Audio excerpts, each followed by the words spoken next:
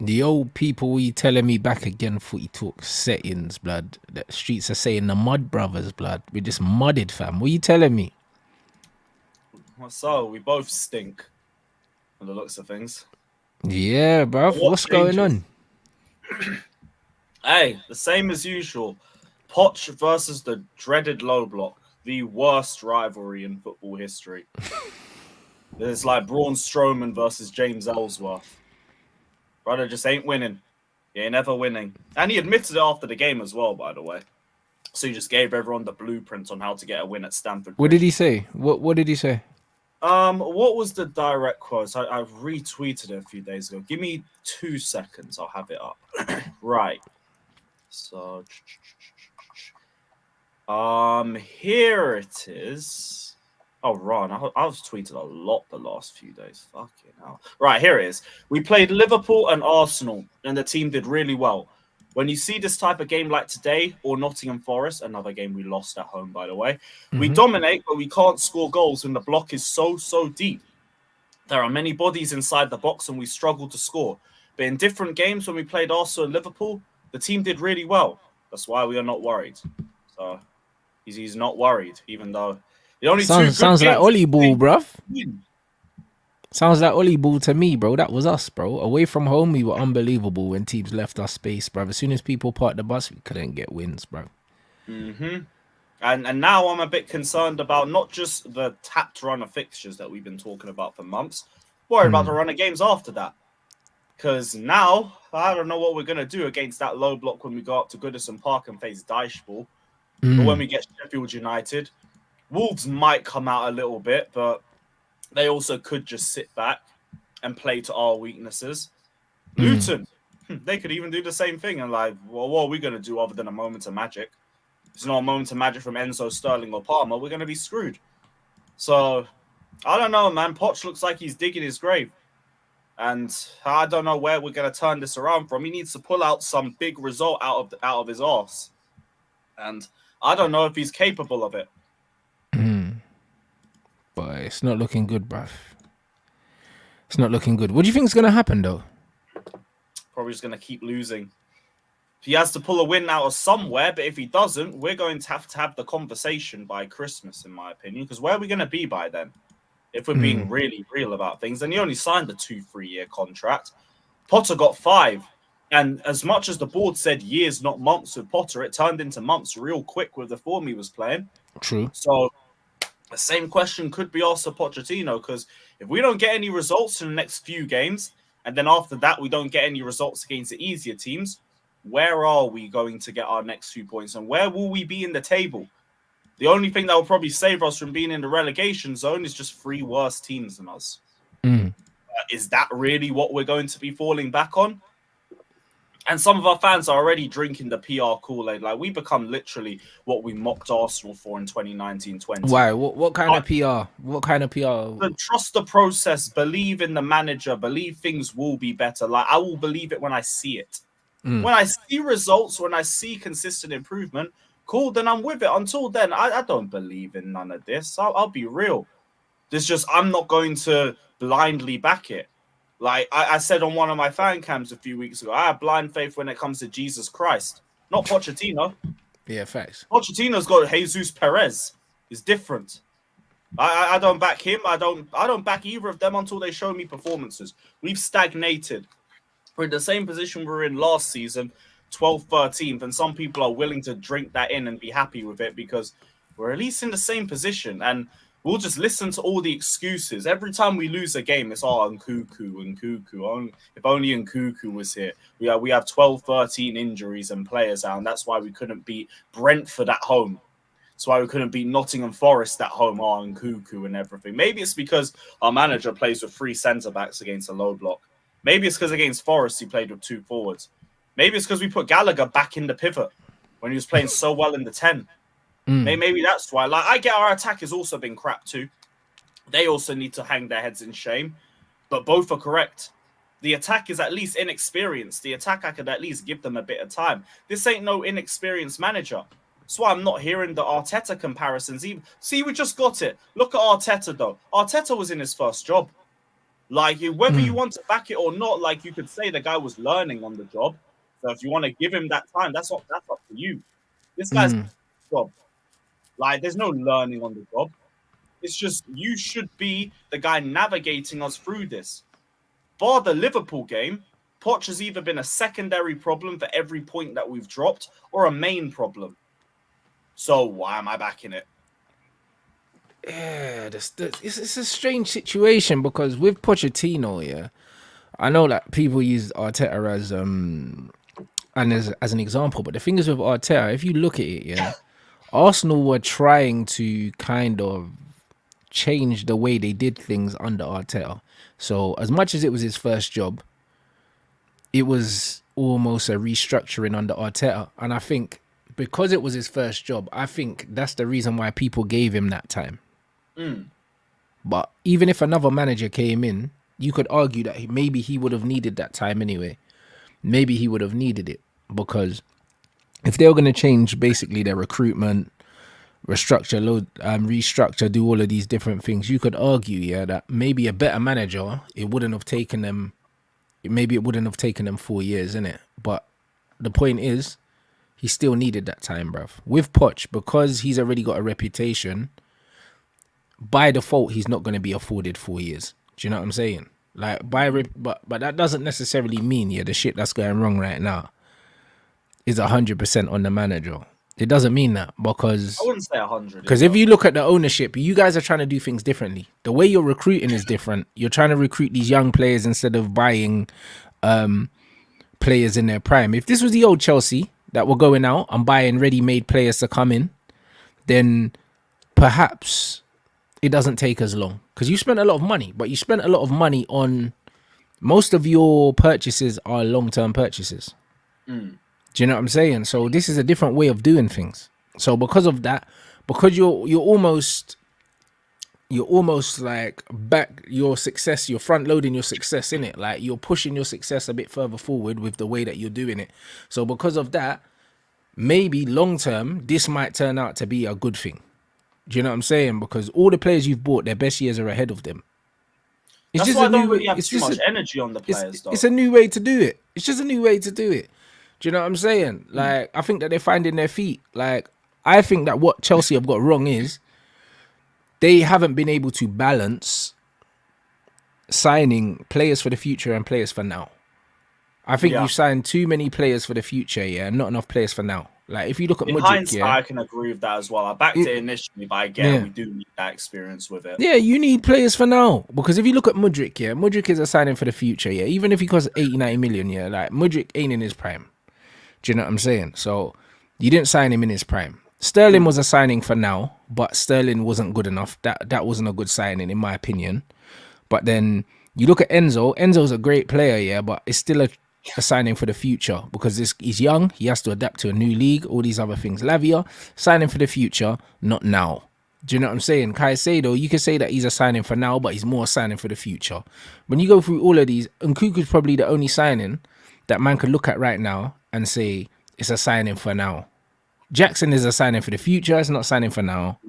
Like all these signings, bruv, they're all signings for the future, bruv. And it's just like you have to get the balance. Especially for the amount of money. I'm not spending 110 million on a player for the future, bruv. Do you know what I'm saying? Like, I'm signing a player for now. When Arsenal spent 100 million on Declan Rice, they weren't signing Declan Rice for the future. They were signing Declan Rice for now. And that's the difference. I could say we're doing the same thing for Enzo and Caicedo, at least. Yeah, but Enzo, like, as much as he's a good player, he's a player that doesn't play in the Premier League. Actually, he's going to have... Caicedo. Do you know what I mean? Caicedo's more signing for now, but even Caicedo, he's only had one good season, bruv. So to say that it's a signing for now, yeah, it's do you know what I'm saying? Even Cole Palmer to us impact, and I could say that with Caicedo, like we. But even Cole Palmer's a signing for the future. Even though he's had impact straight away, he's not a signing for now. When you signed him, you never thought Cole Palmer was going to come in and be as good as he is. Like he's almost a bonus. Because we ain't seen enough of him to say that he was a signing for now. We haven't seen enough.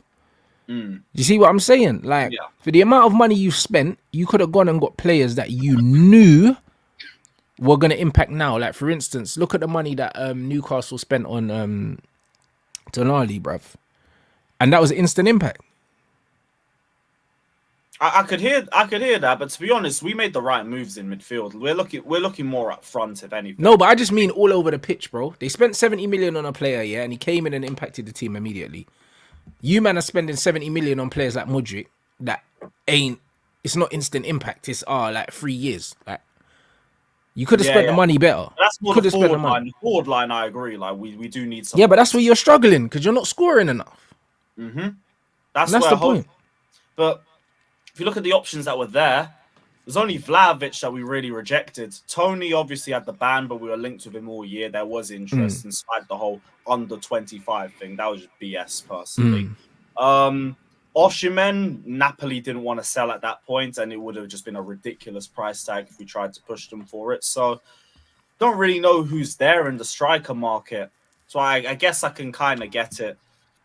Although, to be honest, we were linked with Neymar, and then he wanted to join Saudi. So that didn't really work out.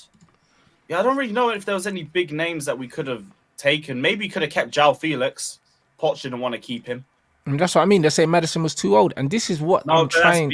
That's BS. Bro, even if it was or it wasn't... on selling players at that time. Yeah, but the point is, like, when a player like Maddison becomes available, a team like Chelsea should be looking at him. Do you know what I'm saying? Like, Tottenham had a free run at Maddison. Man United weren't looking at Maddison. Chelsea weren't looking at Maddison. Arsenal weren't looking at Maddison. Free hit. That's the only reason why he ended up there, bro. Like, there's no way a player that good Tottenham should have had a free run at. Every team, apart from Manchester City, arguably should have been looking at Maddison. Every single team. How much did he go for? 25 or something like that. Oh, or 30 or something like that. Not a lot. Do you know what I mean? Less than 40 million. Less than 40 million anyway. Up front, I think Tottenham paid like 25 million. You don't need to balance the books that deep. And we got rid of Havertz and Mount very quickly into the window, as well as about... But that's what I mean. It's a 40 million overall package. Like 40 million, bruv. Get out of here, man. Do you know what I'm saying? 40 million overall package, bro. I think we paid 40 million for Fred. Fucking hell. Do you know what I'm saying? Like, that's crazy. And this is what I'm trying to say to you. Man City's the only team, yeah, and I could argue even Man City should have been looking at him, because when you look that Man City lost Ilkay, and they lost two midfielders, didn't they? Ilkay, they lost Gundogan, they lost Mahrez, but they lost another midfielder as well, didn't they? I can't remember now anyway. The bottom line is, yeah, like, these man, even them, he could have easily fit into that team as well. He easily could have fit into that team as well, bro. And that's the thing. He's so flipping good, bro. He's so good. And you're seeing what he's doing right now. This guy can play for any of the top teams. Even Newcastle. I think Newcastle wanted him as well, but he preferred Tottenham. But the facts are, yeah, he probably preferred Tottenham for London. Do you know what I'm saying? Like, it's London. So Madders would rather live in London than Newcastle. I get it. The point is, yeah, and Newcastle had Champions League football also when he still chose Spurs, so I think it was the London thing. Yeah, it makes sense. Either way, bro, like, it's crazy to think that Tottenham had a free run at a player that good for that cheap. And that's what I mean. It's because of your recruitment, you decided you're not going to do that. I know that at Chelsea... You also decide, was it Chelsea? And I think Arsenal, after 30 years old, they weren't giving more than, was it 1 or 2 years? Nah, that was something from in the Roman era. Like, I think only Thiago Silva we have that's over 30, so we don't really know yet. But that's what I'm trying to say. And even he's on a rolling thing. He should be getting more than 1 year. Yeah, but he kind of decides when he leaves kind of thing, innit? But he's a special player. He's a special case. But the point is, 30 in today's game is not the same as 30 10 years ago. It's not. Yeah. Do you know what I'm saying? But the point is now, teams won't sign a player that's 30 because they'll say he's too old. Bro, like, he's 2023, blood. Do you know what I'm saying? Players are playing older now. They're playing a lot longer. Luka Modric is 38. Yeah, people know how to manage their bodies better. Well, exactly. Like, that's the whole. But that's the whole point. With diets, with sports science, with recovery, all these other things. 30 years old is not old no more. You can go out and sign a 30-year-old player, and you know you can get 4 or 5 years out of him still at the top level now if he looks after himself.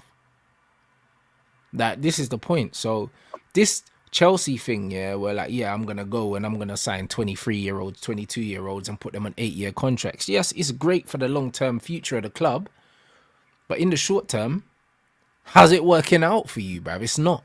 That's the answer. Do you know what I mean? So you have to find a balance, because even when you look at Real Madrid, yeah, and you look at all these young players that they've got in midfield and that, they've still got the experience of the Modric's and the Cruzes in the team. They're still there. Do you know what I'm saying? Rudiger's experience that they brought in. Like, they're not just bringing in kids, they're also bringing in experienced players that understand the game, because you need a balance, bruv. Chelsea look like a what? What, the only player over 30 is your centre back? I think it's just Silva. That's Sterling, ridiculous. Sterling's got to be the second oldest, I think. That's crazy. He's That like even make no 28. sense. See, that's what don't make no sense. How you gonna do? You ain't doing shit with that. Like, we have to keep it a buck. You ain't doing nothing. Even Alaba as well, very experienced that they brought in. That's the difference, Yeah, it is just Silva. bruv. One player, like, that's not, bruv. They ain't doing nothing, bro.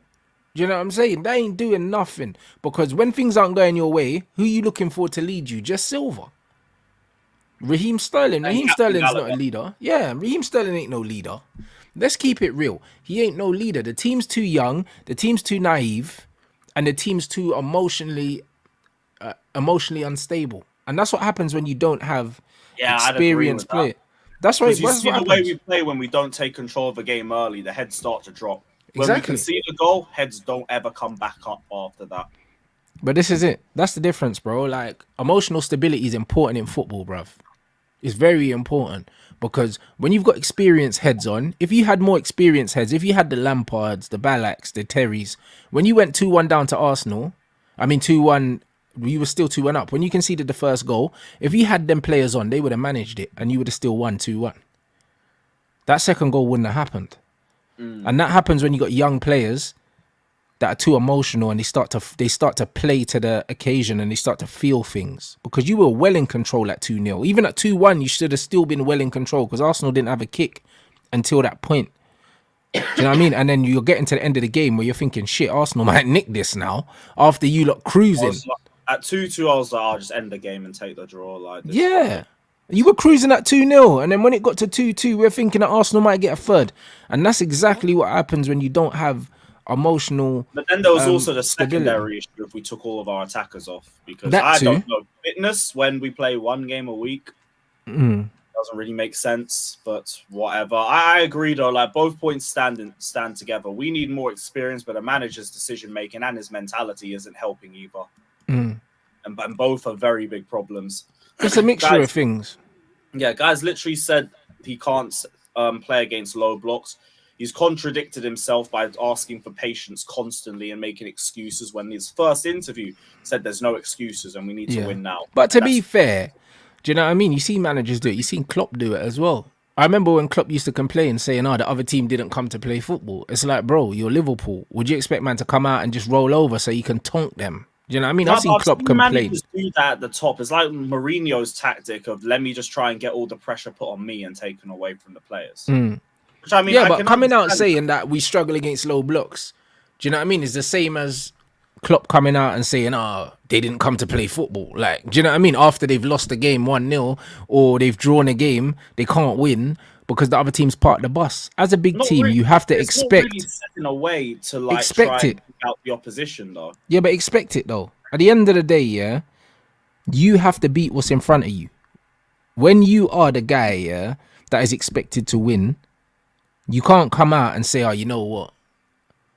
It's just like if you get in a boxing ring and you've got a fight and you're the favorite, and then you say, I was the only one trying to make it a fight. It's like, bro, the guy knows he can't beat you. He's not supposed to beat you. What, you think he's going to come out and flipping empty the tank? He's in there to survive. Do you know what I mean? And then if you don't get him out of there, that's your problem.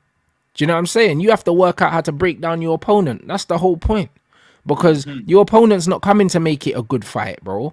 Do you know what I'm saying? When Deontay Wilder, when Anthony Joshua, when these guys were going in the early parts of their career against guys that they were getting out of there, bruv, they're not going to come and say, that guy came to survive. Bro, that's why you paid him the money. You knew he was going to come. You knew he was going to survive. These guys aren't going to make you look good It's not their job to make you look good, bro. It's their job to survive in the ring so they can get home to their families, bro. You know, like that. And that's just what it is. So if you're Liverpool and you're complaining, saying, oh, the other team didn't come to play, like, they're not supposed to come to play. Like, they're here to survive. Especially when they're going away to what's meant to be a formidable ground. And now it's Yeah. a brothel, but... Yeah, but that's what it is. So Poch saying, oh, we struggle against low blocks, bro. You are at Chelsea. This is not Tottenham where teams actually come and they think, oh, lads, it's Tottenham. Like, even though Chelsea don't have a good reputation in recent history, Chelsea's history precedes itself. Like, it's still a big club. Teams still see Chelsea as a big game. Therefore, they're going to come and they're going to set up not to lose. That's what's going to happen. So you're going to have to work out how you navigate around that. You can't say we struggle against low blocks. You're going to play against low blocks 95% of the time. Then there's no attacking patterns. There's no, let's just give the ball to Cole Palmer and let's see if he can ping it somewhere. That's all it was. It's crazy. You know what I mean? So all this, only one team came to play football. That's how it should be at the top. Do you know what I mean? I grew up watching Man United. I grew up watching Man United. Mourinho, all these, man. Bro, when I grew up watching Man United, no team came out to play against us apart from Arsenal. Every other team that we played, they sat back, bruv. Every other team. And I knew what kind of game it was going to be. We were just going to have possession. We're just going to keep huffing and puffing and hopefully we could break the deadlock. That was every game. And if we didn't win, I never saw the manager coming out saying, oh, you know what, these guys didn't come to play. They never come to play. It's a sign of respect. When teams come to play against you, that's when you need to start worrying. Do you know what I mean? I'm seeing Man United get run through. Go and do that. I'm getting Man United getting run through by Burnley and Wolves, bro. It's the ultimate sign of disrespect when teams try and play against you. Last season, I don't even remember a lot of teams trying to sit back against us towards the end. They were like, fuck it, it's Chelsea. Bro, it's open season. It's open season. When teams turn up to your gaff to play football, it's over for you. No one used to come to Old Trafford to play. Nobody. You know, like that. It's like, don't lose, blood. When teams turn up to your gaff and want to play football, that's how you know you ain't that guy no more. You ain't that team no more. When we're getting played off the park by Wolves, Burnley, Sheffield United, bruv. Like, when these teams are playing us off the park, this is the real problem, bro. When teams are sitting back, that means actually they kind of respect you a little bit. That's a better place to be in. Much better place to be in. Do you know what I mean? So I just wish we didn't look so clueless. But there you go. So if you can't break down, basic low blocks, you need to look at yourself because that's what you should be coming up against every week. Facts. The idea is just let's play the bigger teams and let's hope we can do a bit better with the space they give us. But then they're better teams. They can cut us open. They're better finishers, better creators, better everything. We're playing worse teams and we're struggling. What's it like at the games though? Because I know Manchester United fans have a lot of match-going fans have absolutely had it with Ten Hag. Do you know what I mean? Saeed was saying it was mad, especially at the Manchester derby. What's the atmosphere like at the grounds for the manager? Like, are people still optimistic, or do you think that they're losing patience for him as well? It's just depressing, really. Like, there's no real screams for Poch out or anything, but it's just it starts well.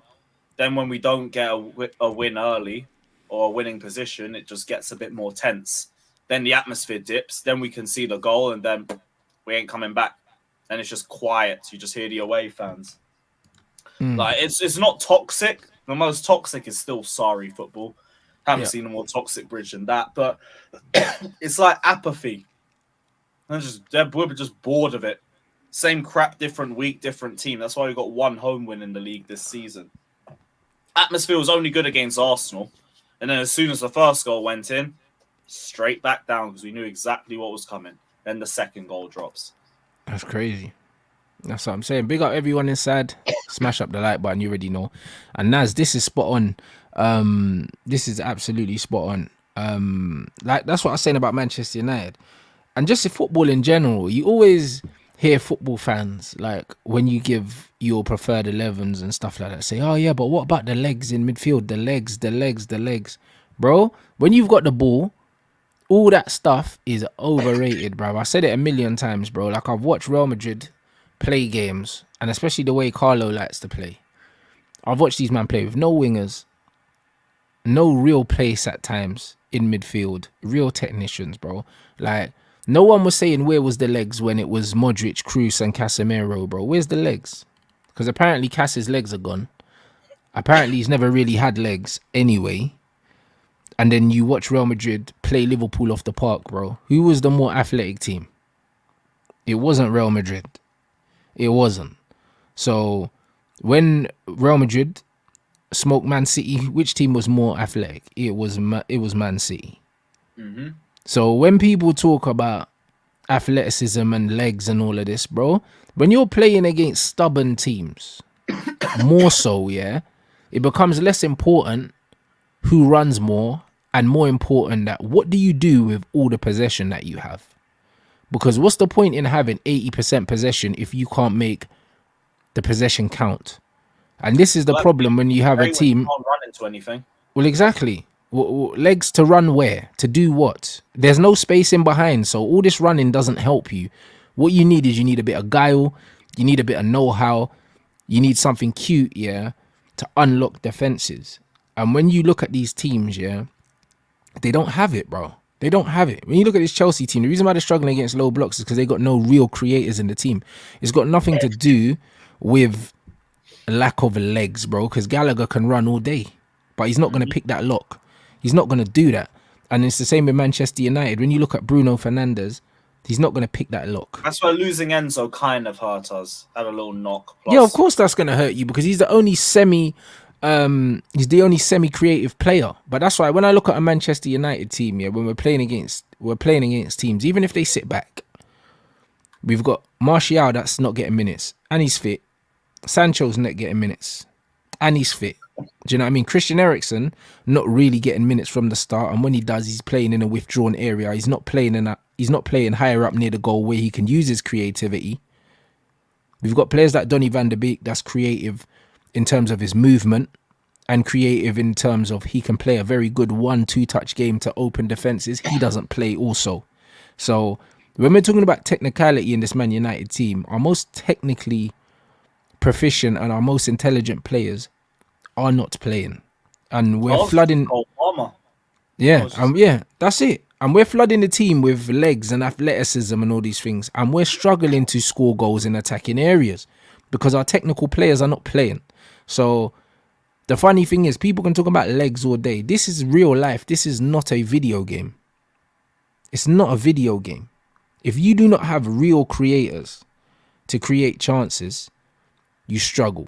Even when you look now, a Man City without Kevin De Bruyne right now, yeah, Haaland thrives on a very, very specific kind of service that he's not getting at the moment.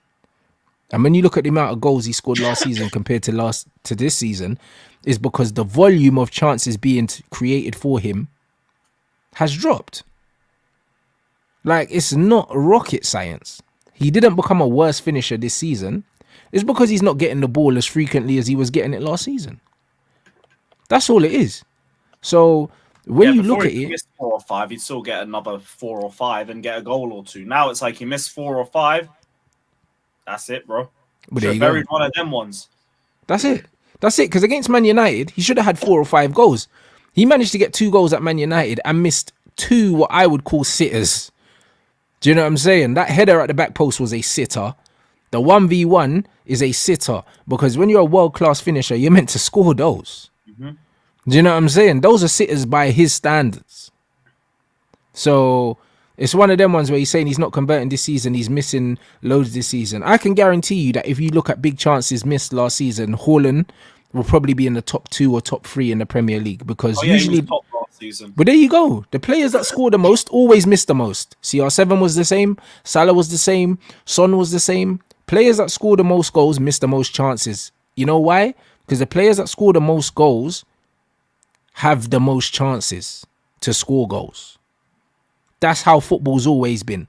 So when you hear myths about Andy Cole, like, oh yeah, he needs 5 chances to score 1 and all this rubbish from Glenn Hoddle, it's like, bro, every goal scorer in the history of football needs loads of chances to score. Do you think that Alan Shearer wasn't getting 5, 6, 7, 8 chances a game because he was.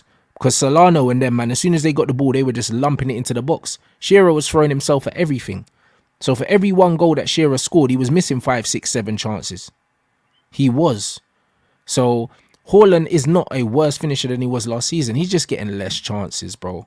So people need to forget the narrative of, like, Haaland's finishing's worse. It's not worse. He's getting less chances, bro. And I'm even top goal scorer in the league. But this is what I'm trying to say. Ridiculous. So when a team's not scoring, forget this nonsense that they're telling you about stats about Bruno being an aggressive chance creator, guys. The reason why only Manchester United's only attacker, Marcus Rashford, has 1 goal in the Premier League and no one else is because we're not creating chances. It's not because of personnel. Because when Martial was up front, everyone had jokes. Now Rasmus is up front and he still ain't got no Premier League goals. And we're in November tomorrow. So what? Is it still Martial's fault? Is it still Martial's fault that our striker hasn't scored a goal? Hey, uncomfortable conversations. Very uncomfortable. Bro, I'm just asking. Do you know what I'm saying? Because it's funny.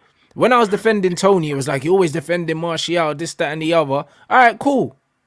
They were used to say, oh, Martial goes missing in games. 2 touches he was averaging in the opposition box. They blamed him. Haaland's quicker than him. He's taller than him. Still not scoring. He runs more than him, or does he? Stats would say otherwise, but whatever. Do you know what I'm saying? So why is he not scoring these goals that Martial couldn't score? If he's a proper number 9. Because that's what they say. Their favourites in the midfield. Yeah, that's what it is. There's a proper number 9. This is what they said. They said Martial's not a proper number 9. He needs a striker. Yep. Paul Scholes was like, 1 minute, Paul Scholes was like, Martial's a great striker. The next minute, he was like, he conned you guys into believing he's a number 9. Do you know what I'm saying? Not in the right place, merchants. Ollie said we need a number 9 that's going to break their nose to get into the box. So why are we not scoring goals? We got a proper number 9 now. Where's the goals? Where's the goals? It's just lazy analysis. Where's the goals? I remember I saw Scholes on like the overlap a few years ago. He told me Man United's defense was better than Chelsea's at the time.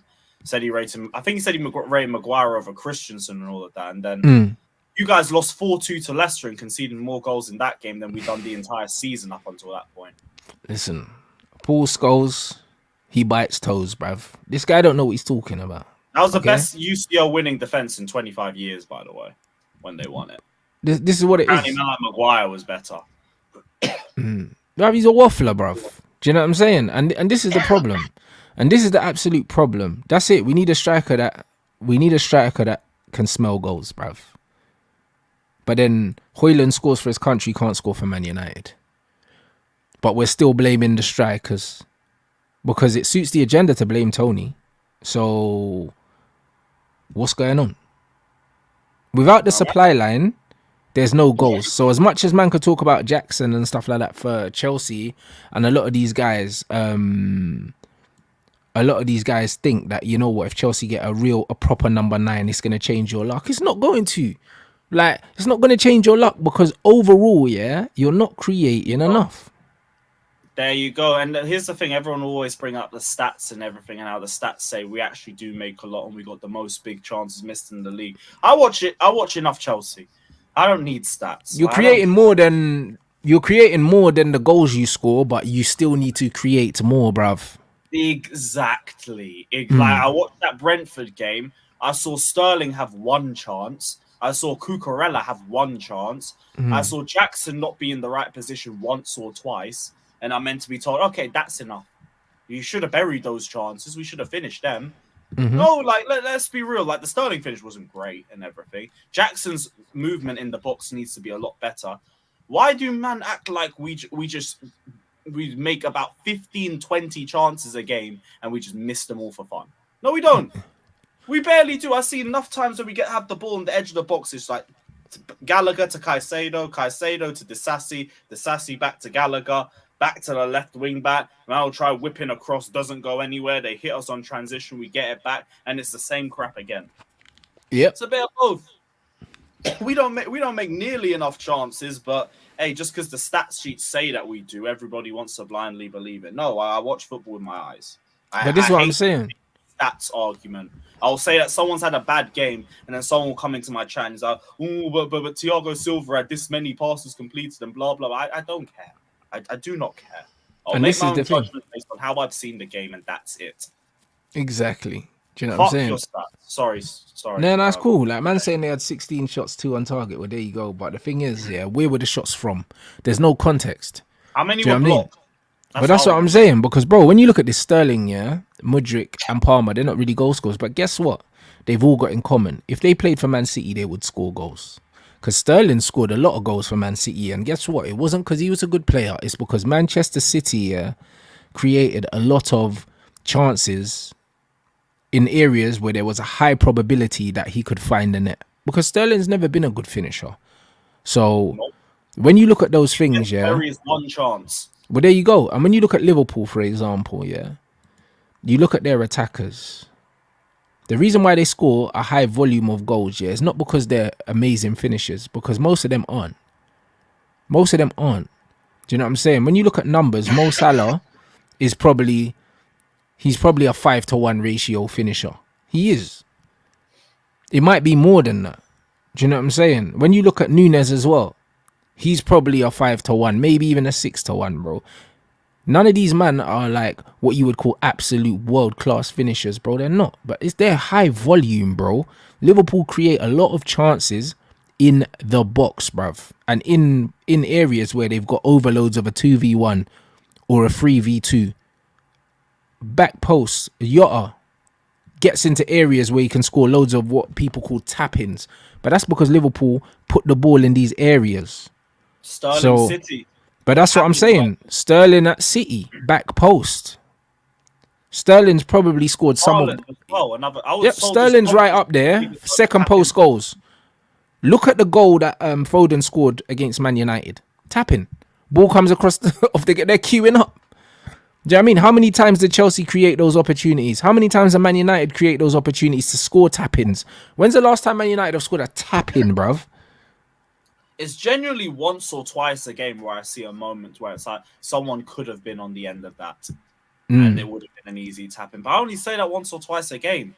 So it's like, I don't see the consistency. There's no consistent attacking patterns in the way that we play at all. When we face a low block, it's just, I want the ball, you take it. No, you take it.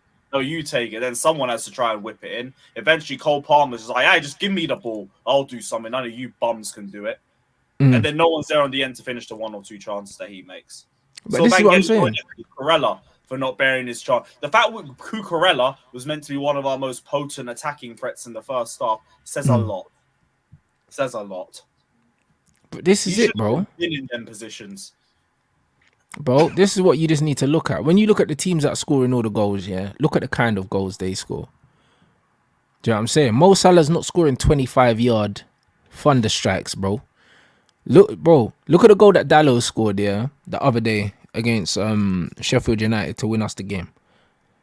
Liverpool are scoring 3s and 4s and that. They're not scoring goals like that. 25 yards top corner, bro. No. They're getting in front of the goal and putting the ball in the net. Do you know what I'm saying? Like, when you look at Arsenal as well, they're scoring goals. Eddie Nketiah scored like a rocket from outside the box and that. But most of Arsenal's goals are scored in the box. Opening teams up and scoring goals, bruv. Converting chances. When you're relying on players like Scott McTominay, do you know what I mean, to be scoring like the goal he scored against which one was it that Bruno played it to him and he chested it down? I can't remember. Do you know what I mean? Even the Brentford goals, yeah, Scott McTominay's second goal wasn't an easy goal. Ball's at an awkward height, has to bring it down, get the shot off and that. Liverpool and them ain't scoring goals like that, bro. They're not scoring goals like that. They're scoring goals. Oh, what? Salah's free. Someone's running across. Slide it across. There you go, mate. 1-0. What? Jota's at the back post. Slide it across. There you go, mate. That's how these men are scoring goals. That's how they're scoring goals. Do you know what I'm saying? When we played Arsenal, look at our goal against Arsenal. Our goal against Arsenal, yeah. Eriksen gets the ball, carries it up, plays it through to Rashford. Rashford's sprinting onto the ball, has to cut in, go past 2 players, and then strike it past the keeper. And then you look at Arsenal's goal. They just played through us, passed it across to Ødegaard. 8 yards out, finish. There you go. Like, bruv. I'm saying, look at the difficulty of the goals that these men have to score and where they're shooting from, and that Rashford has to pick up the ball and take it past 2 players to score a goal, and they're just sliding it across the box, man. I'm trying to think of the goals that we've scored, it always either comes down to individual brilliance, Mm. Cole Palmer or Caicedo winning it high up the pitch. Yeah, that's it. Like I barely look at any of our goals. I think, no, that's a good team goal. I can see what we built in there. No, it's just these players woke up and they made the goal themselves, and that's it. Doesn't really look anything towards the system or anything like that. but that's what you need to look at. Lack of creating real chances right now. Look at the lack of creating real chances. That's either down to the manager and the system, or it's down to the personnel, or it's down to both. I could say maybe both, but I'd put most of it to the manager. But I could say that. Yeah, but when you look at Chelsea's players, what real creators do you have in that team, though? Cole Palmer, Enzo, and that's it. Mudrik's got a nice. And Reece James, but he's a right back. Yeah, and James went fit. But that's what I'm saying. I wouldn't even say Mudrik's creative. He's been better defensively than offensively. Yeah, but that's what I'm trying to say. You don't really have those kind of players in the team, bruv. Like, that's just how it is. Like, we have to look at the personnel, man. Like, if you're going to play a certain way, they need to be creative, or they need to be very competent on the ball, bro. Like, for instance, when I look at Man City, it's like their creativity is different to Liverpool's. Liverpool creates space using quick transitions and using pace and direct football. It's not mad technical football per se, but they create space with pressure in it and winning the ball high up and moving the ball quickly. You got Man City that like to recycle the ball and keep the ball a lot, but all their players are technicians, all of them, every single one of them. There's different levels. The lowest level of technician at Man City is probably like your Kyle Walker. Not great on the ball, but not rubbish. Do you know what I'm saying? But then when you go across, Vardial's good on the ball. Their goalkeeper's good on the ball. All their midfielders are good on the ball. When Foden's in there, whether it's Grealish or whatever, Doku's not really a technician, but he's an anomaly of a Man City player. He's the one different kind of player, but all Man City's players are good in possession. So they open teams up with their technical efficiency and also their composure on the ball. Like, they'll just keep going, and eventually they'll find something. And that's just what it is. So there's different ways to open teams up. But the thing is, for instance, when you look at United, they want to put teams under pressure or whatever and play with pace. But the thing is, if you want to do that, you have to move the ball quickly. United are so slow when it comes to moving the ball. It's either they move it too early and Bruno hoofs it and gives it away, or it's too slow. When you look at Man United's possession and you see 60% possession, I guarantee you, 59% of that is in our own defensive third, just passing it around, not going anywhere. That possession is not in areas that can kill teams. But then the manager comes out and says we play direct football. How do we play direct football when we do the majority of our passing in our own half? No, you guys are not direct. There's nothing direct about us. But from when I see, no, you guys are not direct. Yeah. Unless Bruno is trying to hoof it, and maybe there's nothing direct about us. Yeah. And then everyone will get hyped about that. Yeah. Say they need Bruno to do that more, so then hopefully he can get it done more as well. Exactly. And then when you look at Liverpool, and when you also look at Tottenham, they move the ball quickly with less touches, and they try and go vertical. They try and go forward if they can, innit? That's Ange's thing. Ange likes to play with minimal touches, and he likes to play forward. That's what quick transitional football looks like. Win the ball, play it forward in as little touches as possible. Man United don't do either. And the manager reckons we're direct. There's nothing direct about us. We are slow and we are indecisive in everything that we do. And that's why we're useless. We don't have a style of play. We're not attacking. We're not defensive. We're not a possession team. We're not a transition team. We're not a counter-attacking team. We are pathetic, bro. There's nothing. We don't do anything. We don't do anything. I'd say we're more of a counter-attacking team. It's just we're not good without if the plan A doesn't work. Not really a plan B with us. Plus the mentality, like after we get a couple goals, will be to try and just shut up shop. which I don't really rate as well. Like, I'd rather us try and go in for the kill a little bit. Like the Arsenal game, for example. Go Yeah. get third. Keep the same players on the pitch. Then if you want to do it, I mean, whatever. Game's sealed by that point. Who cares? At 2-0, game ain't sealed. Game's in control, but it's not sealed. No, facts. You know what I'm saying? And this one, Liverpool score transition goals 70%. It's a weird team. Not really. Not really. I know what you mean. The thing is, it's like, it's the constant pressure. That's what it is. It's the constant pressure, bro. Because if they got win it up high as well. They'll win it up high as well. They'll win it back and they'll try and go again. But that's what I'm saying. Liverpool are always trying to get into an area to hurt the team. And even if they lose it, yeah, the speed at which they win it back means that they win possession back so quickly. So even if they don't score the goal from the initial build-up, even if they try to play the through ball, it gets cut out, they then win it back in that area and then they go again, bruv. Do you know what I'm saying? And it's like, when you start to attack as a team, that's when you're at your most vulnerable, blood. And that's when Liverpool kill you, bro. That's when they kill you. Just when you're about to try and set up and everyone's trying to get into position, they rob you of the ball, bro. Everyone's out of position. Everyone's out of position. You get caught with your pants around your ankles, blood. You know, like that. That's what Liverpool do best. That's what they do best. And Liverpool, they ain't trying to play this pretty football, bro. Virgil will go straight into the attacker, or the goalkeeper will go straight into the attacker, bro. They're not too proud. They're not on this, we'll play out from the back and like, yeah, bruv, they just kick that thing, bro. And they ain't got no target, man. They've never had a target, man, but they kick it long a lot, bruv. You know what I'm saying? And this is what it is. There's different ways. There's different ways to kill teams, bro. But the one thing Liverpool have is in the final third, they are ruthless, bro. They will not let you off the hook. Yeah, bro. Bro, they don't let you off the hook, bro. They don't let you off the hook. If you keep giving Liverpool chances, they will punish you. That's the difference. That's the difference. They don't have possession for possession's sake. They'll bring someone else on that will. That's it. They don't have this possession for possession's sake where we're just keeping the ball and bruv, trying to kill people. Or 2-3 chances a game or serious chances. Yeah, they're dangerous, bro. They're very dangerous. Chances. They make consistent good chances. Exactly, because they know. But that's because they have an identity, bro. They know what they are, innit? And that's the difference. Like at the moment, even with Man City, there's almost a thing where it's like you watch them and it's almost like they're in between kind of styles of play, whereas you're sure, but you're not sure. With Liverpool, you just know they got this one trick that they do extremely well, bro. Do you know what I'm saying? They got that Deontay Wilder one hitter quitter, bro. They know, bro.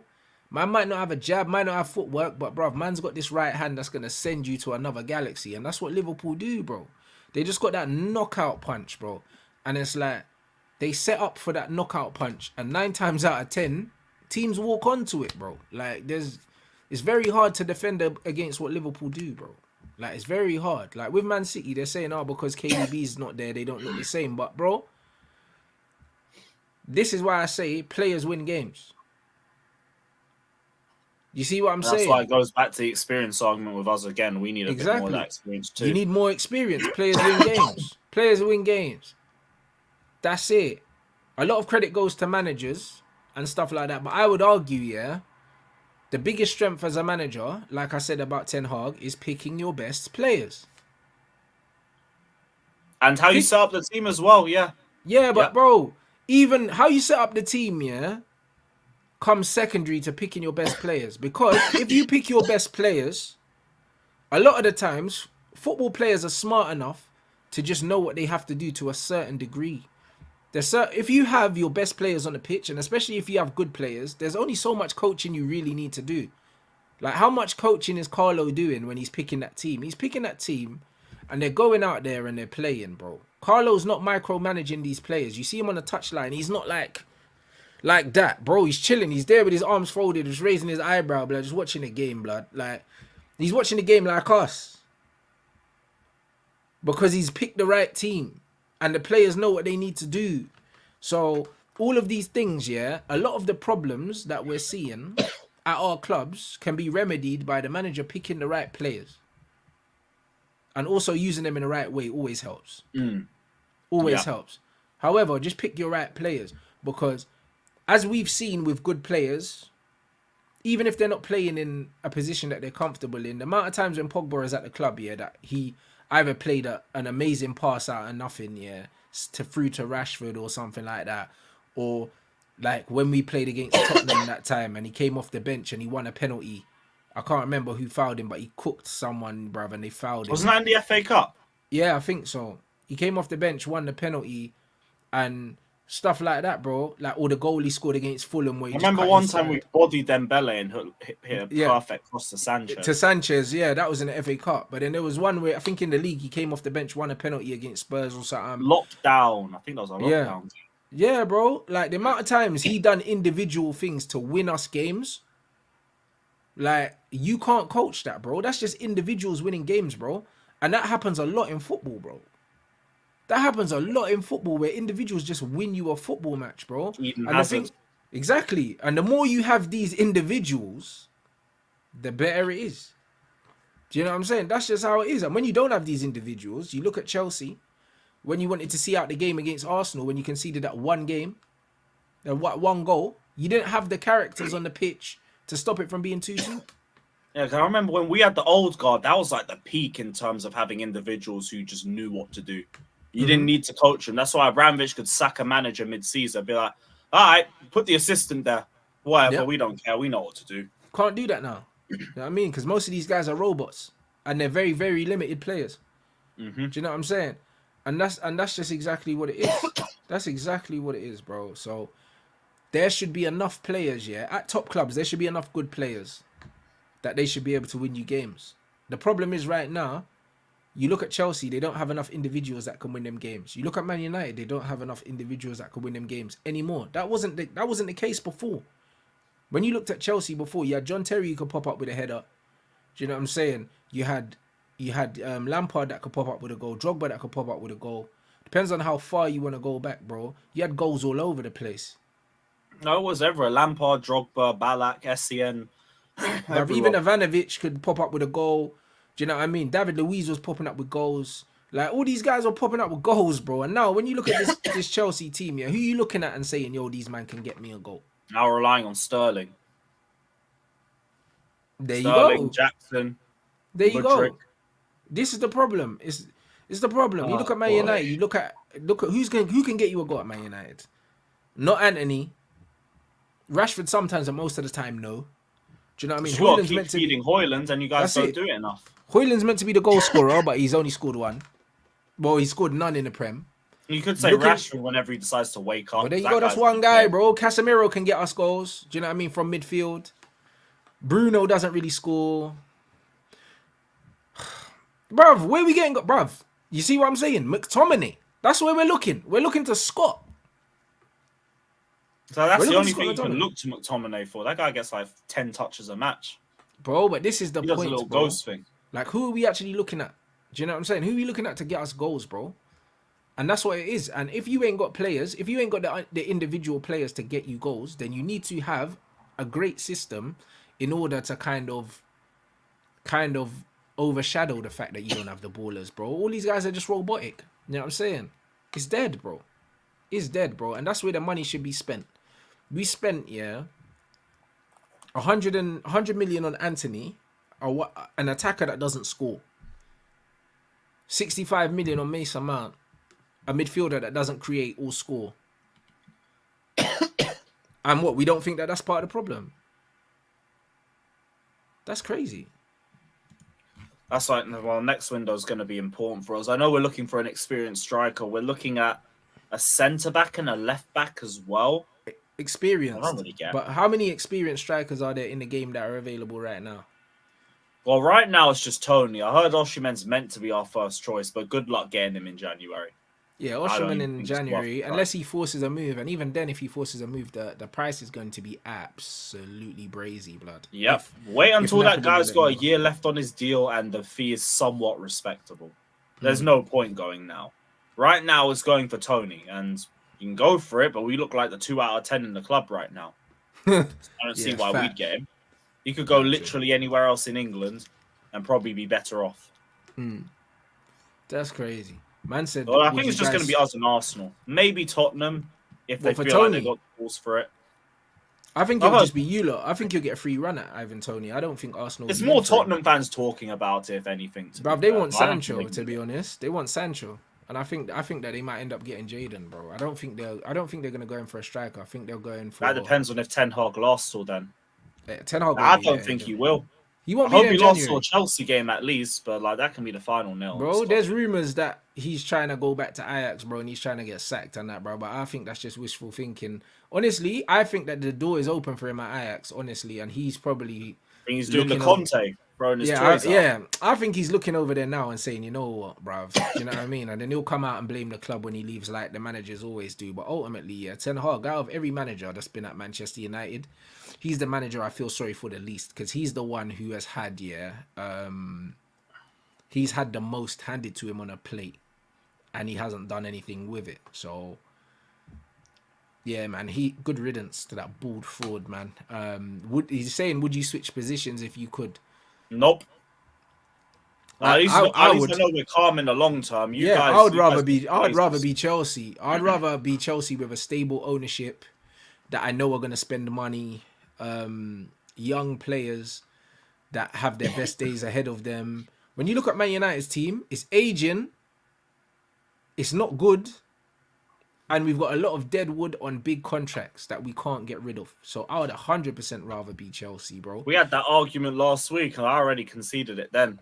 We got way less issues. Yeah, I'd 100% rather be Chelsea. Yeah, even when I look at our goalkeeper situation, we just spent 40 something million on a goalkeeper that's dead. Yeah, we've got a number 2 that none of us have ever seen. Yeah. And our goalkeeper's going to go to the AFCON, and then I don't know. I guess that's when we're going to see this brother. Hopefully he's good, because I don't know nothing about him. We've got Johnny Evans.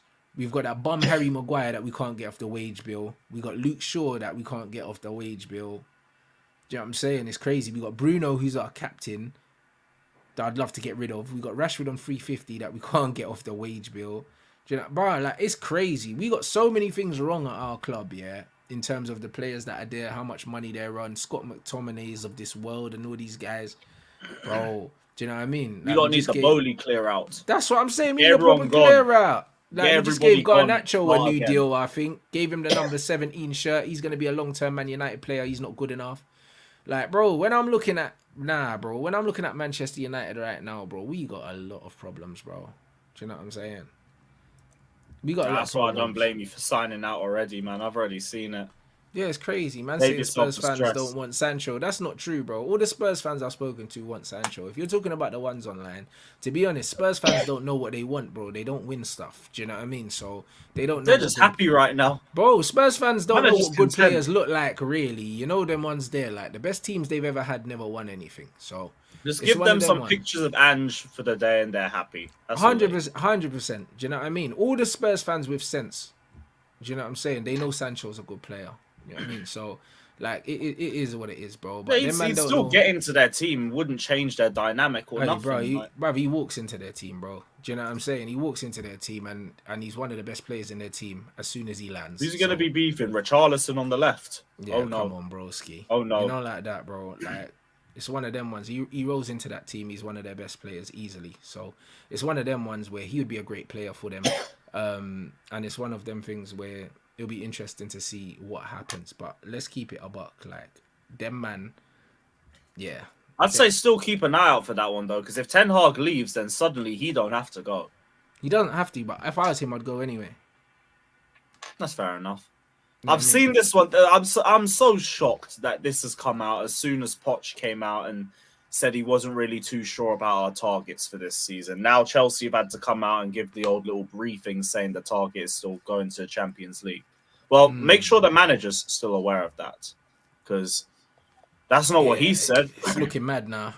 The guy said our aim was to win every game and to finish as high as possible. And then after the before this press conference today, what was it he said? It's difficult to say now what a good season is for Chelsea. No, it's not. Win every game and get back into Europe. Win the domestic cups. One of United's or Newcastle's going out. Spurs is already out. City is already out. Arsenal could go out to West Ham, or West Ham are going out.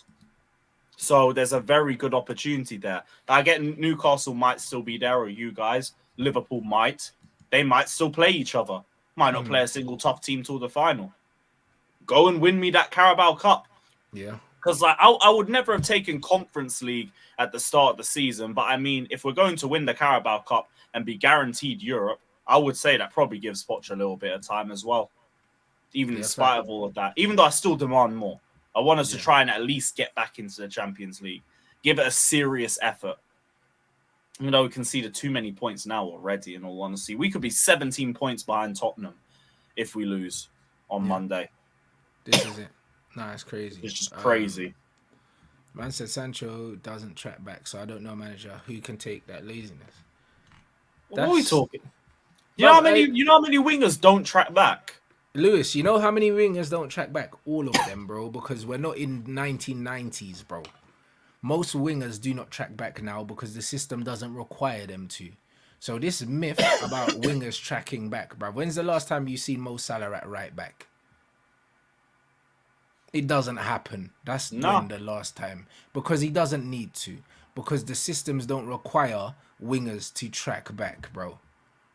So and I don't know what these men are talking about. That is one of the last things you'd look at. Right, I need a winger that can track back. Nobody looks for wingers that can track back apart from that bum Ten Hag, bro. Like, he's the only one. That's why Anthony plays, because he tracks back, apparently, bro. Like, in the modern game, them wide forwards do not track back, bro. Sancho's pressing stats are fine, bro. They were better than Rashford's. And even then, you'd rather your wingers be in position to give them the ball after you won it back. This is what I'm trying to say, bro. They don't need to. Like, yes, my winger's gone all the way back to our box and he's got the ball back now. Hey, bro, they said the same thing about Maddison. They said Maddison can't play in a pressing team because he's lazy. He doesn't press for Leicester. Lo and behold, Arsenal found out the hard way. There's a reason. Arsenal found out the hard way that Maddison does press. Do you know what I'm saying? He does press, and he won the ball off Jorginho, blood, and put them man in a spliff. Do you know what I'm saying? So at the end of the day, this doesn't press thing is a load of nonsense. When you put players in the right system and they're drilled the right way, they'll win the ball. They'll win the ball in the areas they need to win the ball. Would you think at Dortmund that Sancho wasn't pressing? That literally played in a pressing system. I'll assume he was. I didn't watch him at Dortmund like that. Yeah, he was, because the system made him have to press. Do you know what I'm saying? Either way, like, the last thing you're looking for with your wingers is that anyway.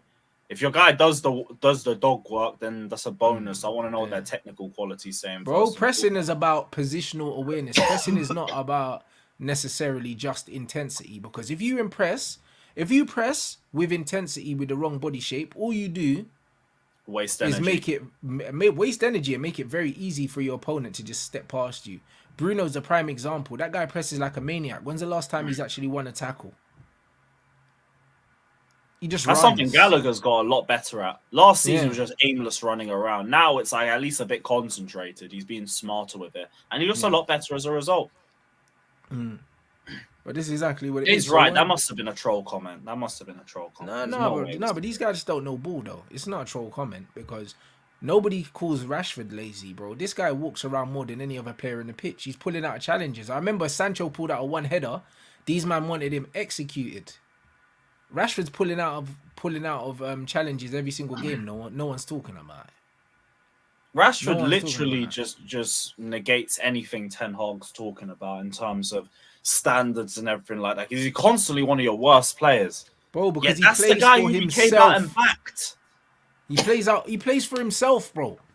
When you watch him, he's only interested in his own stats. He's not interested in what the team need, what the team want, what the team are doing. He just plays to try and get some stats because his own personal brand is the only thing he cares about. Man don't care about the team. Man don't really care about anything else. Like, and that's just what you can see it. He don't play for the team. The guy don't pass. Every time he gets the ball, it's the Marcus Rashford show, bruv. And it's the same with Bruno. As soon as the team are losing, he doesn't think, oh, you know what, my team are losing, my team needs me. It becomes the Bruno show, bro. And he starts diving around, crying to the referee. Let me show some passion. Let me show that this hurts me. Yeah, he doesn't care about the team. Get the fans on my side, at least. It's all about him. And then these bozos, they actually fall for it. They're like, oh, look at the passion, he cares. He doesn't care. He's just making it about himself. Bro, that's all he's doing. Football fans, match-going fans are very, very easy to spin onto your side. You just got to do the right things in game. Why do you Just think run Mount around. was able to have all the fans on his side all the way to the bitter end, yet as soon as he left, he's the biggest Judas going in Chelsea history, apparently. But this is the thing, bro. Like you watch Mason Mount. I think he came off the bench for Amrabat. The man said he had 8 touches or something in that half. 8 touches, bro. Sounds right. We used to Man, do that for us. ran around and done nothing. Yeah, sounds about right. There used to be Chelsea games where I'd see him get a touch in like the 60th minute. I'd be, oh yeah, Mount's playing. Raw, I forgot he was here. I actually don't remember you being on the pitch. So at least up has changed on that front. But there you go. Like 8 touches, 45 minutes. That's what we spent 65 million on. And people will say, oh, he's an honest lad. Puts in a shift. He works hard. Had every word, bro. Great story, bro. These are the players, that get let off by the fan base, and then they turn on all our technicians and call them lazy. Because what is all this work rate done for these players? What's work rate done for Mount? What's work rate done for McTominay and Bruno and the likes of Hannibal and all these guys that run around so much? And like, how much has it improved their game? This is why if you look at England, like as a football country, we've never really gone anywhere. We haven't won a trophy since what, 66? Maybe it's because of what we value. Yeah, but that's it. Yeah, in England we value passion and hard work, good, honest players. What does that mean? What does that mean? The technicians, the masters will always win, bro. The team that masters the football will be the team that wins stuff. And this is why City are on course to doing what was it, their 4th league title in a row? 4th in a row. You know what I'm saying? Because they're the masters of the football. That's why. And that's just all it is. So this obsession with, oh yeah, like we need legs, bro. Drop me out, bro. We need footballers, blood. That's what we need. Man United need footballers. We don't have that right now. And that's why we are dying. A lack of creative players, lack of players that are masters of the football, bro. We just got a bunch of flipping treadmill merchants. Yeah, you man need to clear out. But so you need to clear out that manager first, and I don't know when that's going to happen. Well, there you go. You know what I'm saying? And the thing is, we talk about athleticism all the time. Ahead from you lot. We talk about athleticism, a lot. And we talk about the physical demands of the Premier League. Newcastle are a prime example. A very physical team. Very fit team. Very imposing. Dortmund absolutely battered them. I know the scoreline doesn't suggest that. But you guys done the watch along for the Dortmund-Newcastle game. Them guys got pulled apart in that game. And Dortmund aren't a great football team. But Dortmund were absolutely playing with their food. They should have beat them more. I think Pope made some very good saves in that game to keep the scoreline respectable. I saw the highlights for that one. I didn't catch the full game. Yeah, Newcastle could have lost 3-4-0 comfortably, and nobody could have argued. And that was at their own ground as well. And that's the importance of having technical players, bro. That's the importance. We can talk about having legs and all that. Bro, Newcastle got legs for days, bro. They couldn't see the football. They couldn't sniff it. Like Dortmund were mashing them up. And it will always be that, bro. The footballers will always prevail. They will always prevail, bro. You can have 1 or 2 P&P players and have athletes and that, but ultimately, the guys that are good with the football are going to win, bro. That's just how it is. That's facts. That's just how it is, bro. Do you know what I'm saying? Like, the team that's going to make the most of the possession they have is the team that wins in most games. Yeah, that don't even matter about the amount of possession you have. That's why we can dominate all we want, and you're not doing anything. All it takes is one ball down the other end. Facts. So we learned out the hard way on Saturday. Brentford had a lot less of the ball, 5 shots on target in 7. We had 2 out of 17. That was a peak stat, man. Hey, yeah, that's not good. Big up to Sanchez, though. You restored a little bit of credit from last week. You kept the scoreline decent. Fact, you even managed to get back with Morpie for the second goal. Fair play. I thought we were already finished by that point. You gave me a glimmer of hope before you slipped. That's crazy. You know what I'm saying? So, how you feeling? Who have you got on the weekend? We got Tottenham. Tottenham away on Monday. Ha, ha, ha. How you feeling? I definitely can wait for that one. Although they won't sit back, so maybe we shouldn't be worried, like Pochettino says. Maybe we shouldn't. No, it's gonna be more open, which is gonna give you more space. Hey, let's see if we can bury our chances. Let's see if we can bury our chances, because I know Tottenham will score. They'll get a goal or two. Like, I think our midfield will have a good game. Will we score our chances? We will have to see that one, but we need a top 6 win. It's been ages. We managed to snatch a draw from the jaws of victory against Arsenal. Now go and snatch me a win, because we need results and we need them fast. I ain't trying to do none of this protect the point crap and everything like that. No, go out there and try and win. We got Blackburn tomorrow. That should be a confidence-building result. I don't want too much rotation for that game. Play the entire front line that played against Brentford. Play all of them. Because you lot can learn how to break low blocks against Blackburn. First and foremost. You lot can do the little warm-up there. If you fail that, wrap it up. Wrap it up and just give up. But learn from the Blackburn game. Let's see what happens against Tottenham. Like, I'm not very confident, but I mean, I've been proven wrong with Chelsea before, so you never know. Chelsea have a habit of playing like crap for weeks and then turning up when it's Tottenham, just because we hate Spurs like that. So we'll see. We'll see, because if it's not that game, we got City at home after that, and then Newcastle away. It don't get any easier. So start. This is the level that we're aspiring to play at, which is what Pochettino said.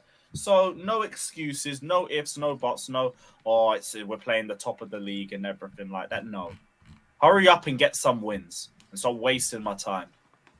Yeah, that's brazy. Fair enough. But yes, tomorrow should be an easy win for you, man. Anyway, tomorrow. Hey, you didn't see how hard we made Wimbledon in League 2 look. Yeah, I know, but I'm sure you'll do that. That low block wasn't good. We only won that game with a penalty, and because the goalkeeper went out to the 25-yard line, and then Enzo nicked the ball off him and scored into an empty net. League 2 Wimbledon. I don't know, bro. I don't really know, but I think you lot will be fine. Do you know what I mean? Maybe it could have been a case of underestimating the team in front of you and so on and so forth. We got Newcastle tomorrow. And yeah, it depends on what Newcastle turns up, to be honest. Like, I don't know. They're saying they've got injuries and so on and so forth. Maybe they're going to play a much weakened team. I don't know, but even then... You might rotate. I mean? Yeah, but if we rotate... second 11 could come out. Yeah, they might actually play well, our second 11. I think our second 11 gives us a better chance of winning the game, I'll be honest. So, we just need to see. You might enjoy the game. Maybe one of us will. Maybe, exactly. So we'll be I don't know about me. I'm going into that game expecting to dominate, but in the back of my head, like, nah. Never underestimate our ability to stink out the bridge. Yeah, we're very, very capable of it. That Wimbledon game, thank the Lord it wasn't televised. Because that was stinky. Imagine robbing a League 2 side at home. That's literally what we did. They got an early penalty, sat back, and we didn't know what to do. It was just give the ball to Madueke and let's hope he does something. And then he just got a penalty. That's it. We could have gone into halftime 1-0 down and just genuinely being doggied at home by Wimbledon. That's so funny. Now with Blackburn, I don't know what to expect. I don't know. I don't know.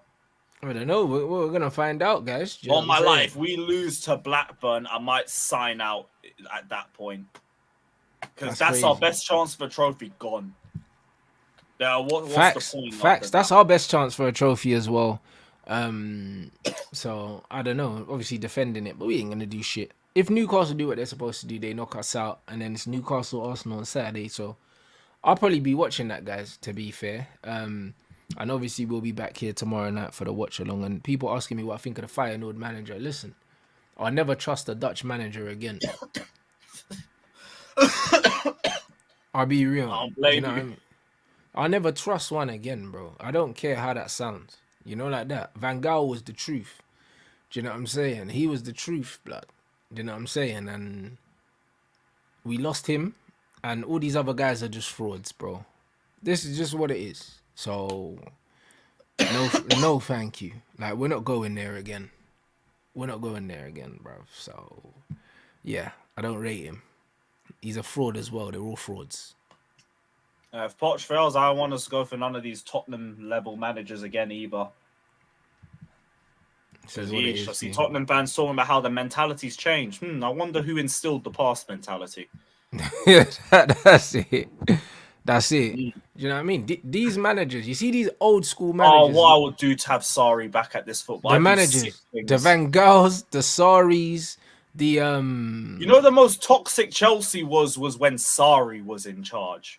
Bro, but he's a proper manager though, bro. Like, do you know what I mean? People like him, like Bielsa. You see them old school managers, yeah, that were like, they were like school teachers. They were like proper managers, bro. Like, do you know what I'm saying? Like, these were the proper managers in them days. Even like the Wengers and that. Like, bro, these were proper managers where they instilled a proper culture at the club and they got you playing a certain way and then man stood on their principles. Not these flipping wishy-washy new bums of football, blood. Do you know what I'm saying? Like that, oh, what? I've seen a new thing, I'm going to try this. Let me try this flipping exotic trash formation, bruv. Like, man ain't got no... Nah, bro. Sorry was 4-3-3 until I die, blood. Do you know what I'm saying? And I rated it. Do you know what I mean? You just stood on that. Do you know what I'm saying? That guy came in, got the best season ever out of Eden Hazard and got the highest goal-scoring season out of Kante. I said, oh, we couldn't defend, but we had the third best defense in the league with Kepa in goal. And then Calamity Louise at the back. That's what I mean. They came Marcus in with their Alonso template. playing left back, not even wing back. That's it. They had their template and then they bought players to fit into their template. That's what they done. Instead, that fraud Ten Hag, yeah, went and brought in 14 players and said, I don't have the players to play the way I want to play. So why did you bring in these players, you fraud? Do you know what I'm saying? Like, Sarri didn't adapt, yeah, to the players he had. He adapted the players to his philosophy. And that's what good managers do. This is what good coaches do, bro. Like, none of this coming in and, oh, like, I'll check this and I'll check that. He came in and said, Jorginho, you're key to how I play, so you're coming with me. And this is what we're going to do. That's a proper coach, blood. Do you know what I'm saying? So, I'm not trying to hear none of this. I think Sarri only brought in 3 players, and the rest are just like, I'll work with them. Sarri literally said he hated transfer windows. I was like, I don't care. Just give me a squad of players. I'll work with these guys because he's a proper coach. That's it. Proper coach. So it's a shame the man got homesick because this fan base just booed him out of Chelsea because he never liked stepping onto the pitch to clap the fans. That was his superstition. He never liked going on the pitch. Saying like, this guy doesn't respect us. He doesn't clap the fans. Boo. So, okay, cool, great. Straight. Lampard, though, he can do all the clapping. He don't know how to set up a defense or nothing. But that's what I'm trying to say. At least he claps the fans. Yeah, but that's exactly it. Imagine a coach actually coaching. And this is the thing. Like, my man said he couldn't play Ajax ball because he didn't have the players. If you honestly think, yeah, that the players at Ajax, yeah, were better than the players at Man United, like, in terms of fitness, technicality, all these things, bro, drop me out, bruv. You never had a Casemiro at Ajax, bruv. You never had a Varane at Ajax, bruv. What are you talking about, bruv? Do you know what I mean? Them players were so good, yeah, that Man United played against, bruv, we'll smoke them, bro. Bro, we smoked Ajax with Jose, blood. You know what I'm saying? Like, what are you talking about? Don't tell me you can't play Ajax ball with better players. That doesn't make sense. Ten Hag's the manager then too? No. He was the manager of Tottenham game. I don't think he's the manager when we played them. Okay. It was someone else. Bro, their man had Tadic here. Their man had Davinson Sanchez and that, bro. Had Ziyech, had all the... Yeah, I remember Davinson Sanchez was looking like a baller in that final. That's what I mean. These men are out here chatting rubbish, bro. Do you know what I'm saying, bro? Like, bro, there's never been a time that I can remember that Man United wouldn't fist up Ajax, bro. So don't you dare tell me... Do not tell me that you couldn't play the ball because you didn't have the players. Don't tell me that. Lampard, yeah, Lampard beat Ten Hag. Bro, this is what I'm trying to tell you. And that. Bro, do San Tadic and them, man. Man said he had Tadic and that. So man could kick, but he can't kick ball with the man at Man United. He's got a clean sheet at his yard. It's crazy. It's crazy, bro. This guy's an idiot. The guy's an idiot, bro. He's a fraud. That's what I'm saying. Guys, are you hearing this? Man saying I don't have the players to play Ajax ball. We have very distinct characters. Bro, your team's crap, man. Do you know what I'm saying? What are you talking about? Man, smash your team. Know what I'm saying? What are you talking about? Your Ajax team, bro. Ajax at home. Bro, they let us come back from 4-1 down. It's crazy. Bruv, Like, they're lucky it wasn't 5. Ten Hag's Ajax team probably ain't beating the top 8 in the Prem, blood. What are you talking about? Maybe even the top 10. What are you talking about? Saying you ain't got the players. 3-0 lead to Tottenham. Bruv, come on, man. In a half. But that's what I'm saying. Tadic was in the Prem dying, blood, and then he went to Ajax, and then all of a sudden, my man's looking like some absolute world beater, bro. Get out of here, man. My guy's claim to fame is being bullied by Lucas Moura of all man. Man said Lucas Moura, you know what I'm saying? Man forgot that Lucas Moura never had a hairline for that 1 minute, bruv. Oh my days. Lucas Moura, hat-trick, bro. Poch. I swear that was off the bench he scored that hat-trick as well. Yep. Come on, bro. You know what I mean? He gave Lucas Moura a legacy at Spurs, bro. This is crazy. Or gave Tottenham a Champions League final. Do you know how crazy that is? Yeah. It's crazy, bro. Like, but the thing is, even the possession thing, bro. We saw Louis van Gaal play possession football with Chris Smalling as his chief centre-back. Chris Smalling was the chief centre-back at Man United. 70% possession every game, Man United. Chris Smalling was the guy stepping out from the back for us. And you're telling me that Ten Hag could not coach this current crop of players how to keep the ball. He's got more than enough talent in this team to have us playing cohesive, coherent football, bro. Because, bro, Van Gaal wish he had it. Bro, Van Gaal wish he had the squad that Man United had right now. He wish he had this squad. The players he was having to try and use and the stuff he was having to try and do. Bro, Van Gaal wish he had Casemiro. He wish he had Varane. Both of our managers are excellent at it. Bro, this is crazy. We had Daily Blind and Chris Smalling instead of Varane and Lissandro. Blind and Smalling. Go Anfield and win. I remember we had Luiz and Rudiger, and that wasn't an amazing back two at the time. We're sorry. Crazy. It's crazy. Like, Luiz was very technical, but he's the definition of bozo gene. And Rudiger at the time was the same. Nah, they'll give you good football. They'll give you something stupid as well. But for the most part, they could be coached to play decent football. We went and beat Man City at home. Beat Arsenal at home. No, we didn't beat Liverpool. Spurs. Did we beat Spurs at home on the side? Yeah, we did. The Trippier pass back. I can't forget that. Crazy. And that's the thing. He never stuck to his principles, this manager. And for that alone, he needs to be sacked. You know what I'm saying? He needs to be sacked. Yeah, the last time he would have beat you at Anfield was under Van Gaal. But bro, we historically we never really won at Anfield anyway. Even under Sir Alex Ferguson, Anfield used to be a horrendous place to go. Do you know what I'm saying? So the fact that our top 6 record under Louis van Gaal was so good was testament to Louis van Gaal. Testament to him. He was a mastermind, bro. Do you know what I mean? And for Wayne Rooney to come out and say that that's the best coach he's ever had says everything. It says everything you need to know, bro. Like, this guy is proper. Proper coach. And when you look at the Netherlands as well, without Louis van Gaal and with Louis van Gaal, bro, they struggle without him. He had literally had to come out of retirement for them, yeah, because their man was struggling to qualify for tournaments, bro. He's a special coach.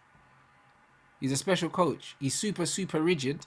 So he's not for everyone in terms of the players and stuff. But one thing he's going to do is he's going to get his team playing the way he wants it to play. Whether you fit into that or you don't is completely up to you. But he will do his own thing. That's one thing about him. Sarri was the same. Need more of those types of managers. 100%. Managers that say one thing and do something different. But that's what I'm saying. And that's where era's come to an end, blood. I swear to God, bro. They need to carve that into his gravestone, blood, when he gets sacked. You know what I'm saying? Put that in his P40. That's never going to escape him. That's what I mean. Era's come to an end. See you later, mate. Do you know what I'm saying? And that's it. Crazy. Man said, Rooney and Neville said how Fergie was always so cautious when he played at Anfield. He knew if they came out to attack from the start, that would play into our hands. Yeah, but also, what you got to realise is, when Sir Alex Ferguson took over Manchester United, yeah, Liverpool was the benchmark, innit? So he was looking at Liverpool, saying, yo, like, we have to catch these, man. Do you know what I'm saying? And it's kind of like, because of that, Liverpool was always the one team that he probably just didn't want to lose to more than anyone. You know, like that. And obviously that naturally makes you more cautious. Because it's like, out of all the teams, these man, I don't want to lose to these man. Because it hits different, innit? So, whereas Van Gaal don't care about that. Man's not thinking about that. Van Gaal's coming in saying, yo, bro, we're just going to play football, bruv. Like, you know, like that. That's it. He's not worried about the history of Liverpool and Man United, bro. It's just a football match to him. And sometimes it's better that way. Remember, Postecoglou said something similar about going to the Emirates. Because like, to fans, it's a big occasion. To me, I've just got to look at this as another game. Figure out, I just set up for him, we just move. Yeah. And that's what it is. So like, it's a different thing whatsoever. Do you know what I'm saying? So it'd be easy. Would have taken Klopp. Bro, like, apparently Klopp turned us down. Apparently he had an interview with us. And then we never sold it well. It might have been the year before he went to Liverpool. Levy rejected Ten Hag. Now yeah, he rejected Ten Hag, and I think Klopp's wife wanted to go Liverpool or something like that. Bro, his wife messed it up for us, blood. You know, like apparently one of them ones. You know, should have told her it was an hour away. You could still live there. Yeah, but but it's the wife probably just, I don't know. Maybe they were nicer to his wife or something, blood. You know, like that. It is what it is. Maybe they offered a drink of water and we didn't, blood. I don't really know. I don't really know, blood. You know what I mean? Hey, bro, we charge Zlatan for the water in the hotel, so blood. Who knows? Innit? Oh my god! You know what it was? They're like, we don't know, blood. Zlatan got the invoice, blood, for the hotel that he was staying at, blood, for the drink. Fair, United are scummy as a club. Yeah, bro, little £2.50 and that Zlatan, bro. Run that, fam. Do you know what I mean? So if we done that to Zlatan, bro, I don't know what we done to Klopp's wife, bro. Never offered her a cup of tea or something, bro. And then that was it. Then she went Liverpool. No wonder stewards just gave her some back chance. She's like, yeah, you know what? I got a bad feeling about this place. Yeah, she was like, nah. Them stewards be like that. Them stewards are arseholes. That's it. It's true though, man. But now that's poor from United. I can't lie. How you invoicing the player for a drink, bro? I said £1.50 for Volvic. That's crazy. But this is what it is, guys. You know what I'm saying? So that's probably why Klopp didn't come. And bro, like, he was proven right, innit? Even though he would have been successful at Man United, of course he would have been. Because, he just managed to make it work. Because when you look at Klopp, yeah, it's like, bro, he spent less money there, bruv. He would have got more money at Man United. So he would have definitely had the success. There's no two ways. He's a top coach, innit? He would have had the success, bro. Like, he knows how he wants to play. Stylistically, he would have had more money as well. Do you know what I mean? So he would have been fine. You know what I mean? So we missed out. Everyone knows that. Do you know what I'm saying? So, like, the game is the game, bro. And there's not many coaches like that in this era. Sometimes it happens. We missed out on Pep twice. Yeah, we missed out on Pep as well, bro. Like, because man was having a sabbatical and all these things. So, this is what it is. Sometimes it's not meant to be, bro. The stars don't align, innit? Mm-hmm. You know what I mean? The stars just don't align. And sometimes... Well, wait till next time. If there is a next time. There won't be. You know, like that. So, this is why you need to get your house in order now. This is why you need to get your house in order, get a proper director of football, get a proper structure, get a better recruitment process so the manager becomes less important. That is what all top clubs should do. Because we know that the next manager that comes in at Man City is going to be successful because everything above the manager is already in place. So even if you take out Pep and you put the Zerbi in there or you put whoever in there, it doesn't change much. It doesn't change much. Obviously, Pep is always going to be Pep. But if they've still got the right recruitment, they've still got high-level players, they're still willing to spend whatever they're willing to spend, pay the wages, whatever, managers will continue to be successful. Managers were successful before Pep. Man City were winning Premier Leagues before Pep. And they'll continue to win Premier Leagues after Pep. Yeah, that's the most stable club by a mile right now. By a mile. This is it. They got everything. Like, there you go. I mean, the youth, the money, the mentality. And all of these man can win stuff. Then, do you know what I mean? I think Pellegrini won one as well, didn't he? Yeah, Pellegrini won one. But that's what I mean. So, like, bro, they're going to continue to win, bro. They're going to continue to win. Pep will probably have a say in his. Yeah. He'll probably choose the next guy. You know what I'm saying, bro? I'll bust up if their man come back for Arteta on a banter thing, bro. Oh my days, Arsenal, bro. They'll lose their mind. But nah, it won't be Arteta though. Nah. The man are saying it could be the Zerbi, but I don't know if it's gonna be the Zerbi, bruv. It'll be very interesting. But it depends on how long, bro. Even Postecoglou, blood. Hey, bruv. Man like Angie, bruv, I'm telling you, it could be a mad thing. It could be Postecoglou, blood, because he's already got the ties, blood. I can't even lie. He's already got the links with the City group, bro. It might be Ange, bro. Get him on the text message. Yo, If he does that all would be right, crazy. if he does all right with Spurs in the next couple of years, I reckon they could come get him still. I reckon they could come get him. Probably. It just depends on where Tottenham's at by then. Mm. To be fair, money talks in general. Tottenham Slide will a little never play something the under the table. Tottenham will never pay the wages, so Tottenham will never get much higher than they are. Do you know what I'm saying? Tottenham are never going to compete for the Champions League. They're never going to compete for the Premier League consistently because they're never going to pay the big wages. So because they're not going to pay the big wages, there's a ceiling on that. Tottenham are not going to be paying players 400 grand a week. They're not going to. They would have probably only broken that for Harry Kane. So it'll be very interesting. It'll be very interesting to see what happens, man. But bro, the game is the game, people. Make sure you smash up that like button. Let's get them likes up. Make sure you follow Lewis's channel. You already know what I'll go on. What you got coming up, my bro? Nothing else for today. I need to rest up. My throat's been killing me today. Yeah, Pause. man, chill. You know what I'm saying? Yeah, just rest match up, day my bro. tomorrow, though. Probably Yeah, just for do a little everyone, video. innit? Yeah, match day for everyone. You lot check out his channel. Make sure you subscribe if you're new here as well. Man's going to be doing giveaways every 5k up until 100k. You get me? So on 85, gonna do a Modern Warfare giveaway. The new Call of Duty's out next week, I think. A week or the week after. So we're gonna do a giveaway for that. And then on 90k, 95, and on 100. You get me? So make sure you lot sub. Do you know what I'm saying? We're getting closer. We're getting closer to the big one. You get me? So big up everyone inside. Smash up the like. Make sure you follow Lewis. Check out the show earlier with Saeed as well if you haven't seen it already. It's definitely one for the archives, one for the votes. An Arg out show. Yeah, I need to Ten watch Hog out show. It was a sensational show. You know what I'm saying? It's one for the history books. You know what I mean? I'm sure that'll be quality content forever, blood. You know what I'm saying? So big up everyone inside. And tomorrow, match day,